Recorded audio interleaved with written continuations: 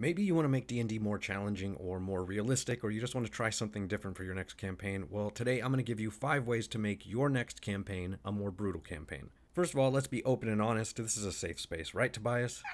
Right. Now, when was the last time you asked your players what they were eating? If you're one of the DMs that's already doing that, then you're already a step ahead of me. I know there are already rules for scavenging for food, and if you don't know that, this is covered on page 183 of the Player's Handbook under Other Activities when Adventuring. But this doesn't cover much, it's just a single paragraph. So if you want to take this a step further, making supplies mandatory for resting is the first tip on today's list. Taking a page right out of the Baldur's Gate video game, a homebrew rule that you can toss in is simply that short rests are free, but if your players want to take a long rest, there is a minimum requirement of supplies or food. This will help them spend their gold on things like food and water, and let's face it, probably alcohol. This, my friend, is a pint.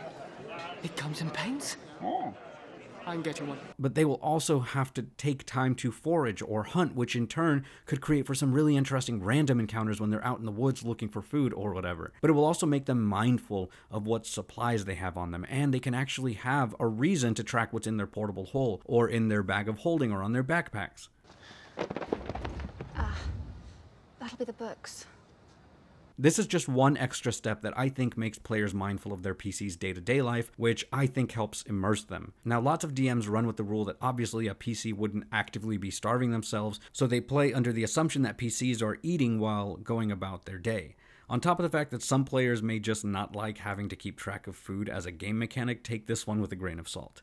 Now, number 2 is similar, and that's tracking ammunition. This one is brutal because just imagine how much more limiting it would be to ranged builds when you are suddenly down to 10 arrows. What's fun about this one is that this can help players lean into crafting, as they might have to make their own arrows on the fly when they're out in the wilderness and not around any shops. Or they may just want to make their own arrows rather than purchase them. This is a great place to start making unique things like poison arrows or rope arrows if you want to channel that inner Batman, and really gives the players a lot more choice with what they can do with their supplies, which I think is just a lot cooler. And of course, when you have things like a bag of holding and a lot of gold, you can probably just stock up on arrows, but maybe that's just how to make those magic items and all that gold feel more important.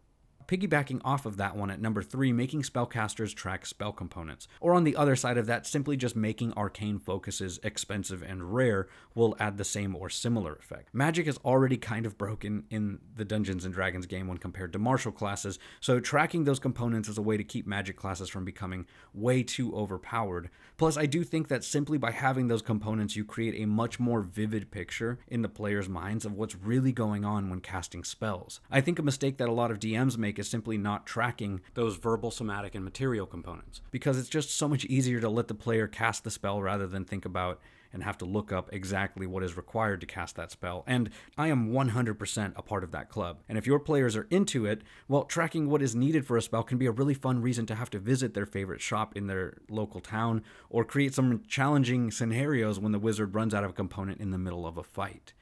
But you know what's not challenging? Today's sponsor, Describe. If you want an easy way to bring your next session to life, give me 60 seconds and let me tell you about Describe. DMs out there, have you ever been running a session and you can literally feel your players getting bored? I know I have. If you have ever felt like your game sessions could use just a little bit more life like me, then give me just a few seconds. Let me show you today's sponsor, Describe. So what is Describe? Well, honestly, I thought a lot about how to describe Describe, pun intended. And it's the difference between reading about a stormy sea and actually feeling it, right? The chill as the thunder rolls and the waves crash, all perfectly timed with your story, all at your fingertips. And it's because Describe isn't just bringing sound, it's literally giving life to your adventures, from a massive array of maps to epic battle sounds and ambience and sound effects and immersive text that's already written for you, all the way to truly beautiful music. Honestly, the music alone should win some awards, and it all just makes your sessions so unforgettable. And the best part is that it's created by players for players, so all it takes is one subscription for the whole table. I promise you, if you are one of those DMs that wants to make that leap to make your table just that much better for your players, check out Describe and bring your next session to life. It's the tool I always wanted whenever I ran a game. I'm super excited that I found it. So click the link in the description. Just give it a look. You're already on the internet. Just click the thing, take a peek. And if you want to take the dive, create your account and use my code FANTASYFORGE. Now, at number 4, Homebrew, the healing mechanics. Healing is this very weird mechanic in D&D because you can go through so much in a battle, and we as DMs can really flourish what is happening and mention the broken bones and the 50-foot falls and the acid sprays, but then it just all goes away after 8 hours of sleep. It's kind of weird when you think about it, right? So to really make the gameplay more challenging, consider a maiming table. It's easy enough to implement as taking damage can be flavored however you want, but the moment you drop to 0, you just require the players to roll on a table. And the table determines what happens to them. And you can even have 3 separate tables, one for each failed death save. So the first table can be short-term things like broken bones or shell shock, and then the third fail, or what I like to call death, being a much heavier toll or even permanent with things like loss of limb. Now, maiming is another really interesting component for DMs like me who are really into that gritty realism because it really elevates the effects of combat. Suddenly, every combat becomes calculated because the players have to consider whether or not they really want to go into that cave or if they want to fight in that next battle when they know that dropping to 0 might affect their next session. And finally, another segue off of that last one, number 5, is to add stipulations to revival and healing magic. Healing magic is powerful. I mean, it literally can bring you back from the brink of death, but it kind of loses its flair when you get into the higher levels and the cleric can just revive anyone who's gone down. It just kind of becomes a novelty. Dropping to 0 in a combat becomes less challenging when you have lots of gold and a bag full of diamonds and the players know that after the battle they can just have the healer cast Revivify. But if you add mechanics where reviving requires a roll for success, or a cost beyond just the diamond, or a roll on the maiming table, well, it makes every death feel that much more tremendous. Anyways, those are just 5 mechanics that I thought would help make D&D just a little bit tougher for perhaps some of the veterans out there who are looking for a new way to play, or for anyone looking for a challenge in a D&D campaign. And things become inherently harder when using a few of these, or all of them. For example, keeping track of supplies and ammunition means that space in backpacks or in the bag of holding becomes precious, which means no more hoarding. Or the players might want to buy a wagon or a ship to haul everything, which I think is just really cool.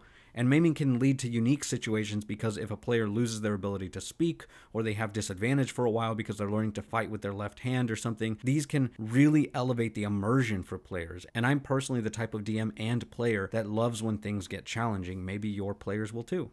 And now it's time for those shoutouts. Assassin Charizard says, Tobias is the best little detail to keep track of. I'm glad you like him, he's my little buddy.